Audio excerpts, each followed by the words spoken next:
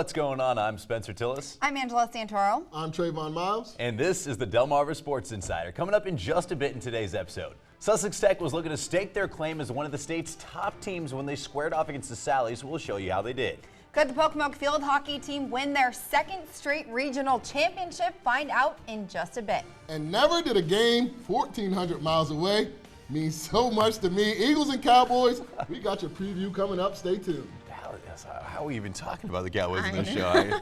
Just got to fill time, somehow, I guess. Somehow. Chill, Well, you know what? There's a couple football teams that are a lot closer to home right now, and they've had some tremendous weeks. So the first thing we got to talk about actually happened just down the street from here last night, and who would have thought this game at the end of the beginning of the season would have this much importance at the end of the year? Bennett taking on their rival Y-High. They had the opportunity to clinch a playoff spot, but first they were going to have to get a win against this rival, and that is never easy. But they came to play this thing. Bennett jumping out to a quick lead in this thing. Ty King right at the gut from a yard out. He'll find Paydirt for the score right there. Then after an Indians turnover, this would happen. Joey Geary, shout out to my boy Matt Cristomi. He saw me and decides to run around me for the highlight right here. That put his team way out in front, and the Clippers were running away with this thing up 30-7 deep in the third. But the Tribe would fight their way back. Nate Gaines gets the handoff on the sweep. He takes it up the left side and will find the pylon for the touchdown right there. They would recover an onside kick, and then this would happen. Jason Patterson back to pass. Shout out to Barrett Gaines Jr., who saw me on the sideline and wants to make a highlight reel as well. The beautiful 45-yard touchdown catch and score.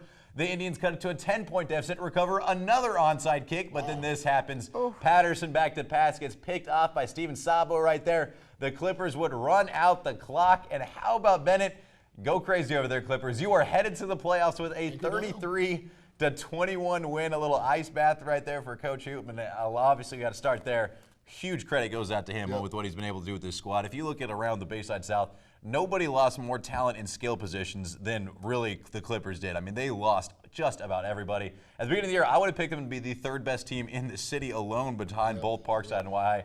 But this team never gave up. They play so hard out there, and they have a lot of great leaders, really kind of starting with Joey Geary, who even as a senior began the year as a backup quarterback, took that role and really kind of owned it, stepped up when they needed him, and this team, tip my hat to them because they did a tremendous job this year.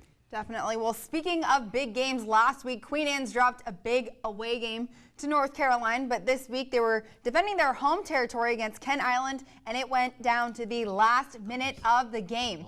The Lions were trailing 14-7 heading into the second half. Tommy Bull makes things happen for the Lions. He connects with Carlos Wilson not just once, but check out this next play. Bull sails one into the end zone. He's going to find Wilson with a fingertip catch for the touchdown. They would miss the extra point, so the Lions would still be trailing by 1. But here comes Kent Island. Yes, he did cramp and go down there. Mike Quinn is going to break loose. He takes it 50 yards down the left sidelines. He had 2 touchdowns last night, but he's not selfish. He wanted to share the touchdown love with his teammates. So just 2 plays later, Joe Sweet runs it in to take a 21-13 lead. Last chance for Queen Anne's here. Bull looks for his main man, Wilson, but the pass is incomplete as Kent Island gets the win 21-13. And last night's game was pretty even throughout the entire time. Kent Island obviously came out on top, but I think that penalties, or I should probably say lack thereof, definitely played a role in the Lions' loss last night. Some calls that they did not get. But not only that, this Queen Anne's team looked pretty banged up, a lot of injuries going on the sidelines. But what a big win for Kent Island nonetheless, especially in such a big rivalry game. The Bucks have continued to impress me each and every week, and they're moving up in my rankings. So, I mean, what else to say? It's always a great game when those two teams get together. Those teams kind of are obviously arch rivals, and definitely headed to the playoffs. They mirror each other in so many ways. Yeah. They mirror each other so many ways, so you can't expect more. Nothing but a great game. Another playoff-bound team looking to solidify their resume. Lake Forest is hosting Indian River with a shot at the Henlope and South title on the line. Lake Forest plays so down and dirty on defense. Third down for Indian River. Rashawn Turner gets the pitch. Up comes Ben Moore from safety to shut it down. Lake pitched a shutout in the first half. Third quarter, IR gets tricky.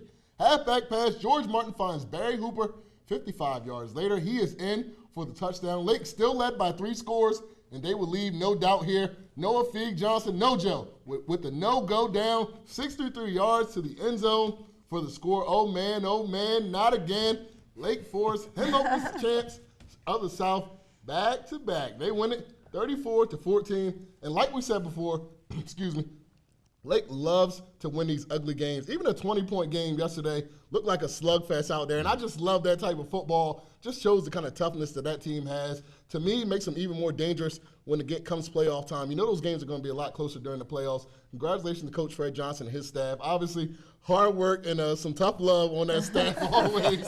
Put this thing together. You know they want Milford next week. The Battle of the Bell is always an interesting matchup. Yeah, that's going to be fun. There's a lot of Milford guys at the game I was at today talking about that game. I mean, both sides are excited about it. It's going to be great. There's also a big game last night. Sussex Tech was in action. They were my preseason number one. They came with a lot of expectations, but if you want to be the best, you got to beat the best. That's exactly who they were taking on last night. Yes. The Ravens looking to make a marquee win when they took on the Sallies, but well, the Sallies they're kind of good. But we're going to go and start with that. Colby Reeder busts through the line right there. He's going to find the end zone for the score, and then the very next drive, the Sallies make it a 2-touchdown lead when Jerry Cannon finds Griffin Salvo right there. That's from 20 yards out. That pushed it to 14-0. The Ravens just kept on fighting. Got to give them some credit. Justin Hill drops back to pass. He's going to find Titan Williams, who is going to have a nice pickup. He actually had their only score in the game, but just not enough offense in that one for the home team as the Sallies end up taking it 42-7 the final. And Easton was taking on Cambridge, and the Vikings would waste no time at all. In the very first play of the game, Trey Lake was back to receive the kick, and Easton was not ready for Frank Gore. Well, okay, I should check my eyes. That is Trey Lake. He's doing big things. He takes it all the way to the house, and they would take a 6-0 lead, but the Warriors were not going down easy. Next up, it's the myth, the man, the legend, Joe Marasco breaks through the middle for the 7-6 lead, and Easton wanted to eat out there last night. They kept doing it on the field. Mason Ledford finds TJ Nixon. He'll bring in the touchdown there for a 14-6 lead. On the Warriors, well, they were hyped about their lead, but this Cambridge defense shut out the Warriors in the second half. Dre Green with the interception in the end zone as Cambridge gets the comeback win 41-21. University of Dover High taking on Sussex Central last night. First quarter, Jerry Warren stretches out to the end zone, gets it in from 2 yards out. But Sussex Central has this guy, you might know him, Keontae Sturgis. Watch this filthy run up the middle. Oh my Gets gosh. outside and turns on the afterburner. Sorry, you are not going to catch him. He tied this game up at 7. Now, Dover's backup quarterback came into the game, Mike Williams. He had some success. He would get in from short here. Also had another touchdown, but Central scored 16 unanswered in the second half. They beat Dover 23-20. So some pretty surprising outcomes this week, games, and I'd say definitely some surprises. And speaking of surprises, guy, like you said, those Milford Bucks have won 6 games on the season. Their thriller against Delmar coming up next. We are the Vikings. And you're watching Delmarva Sports Insider.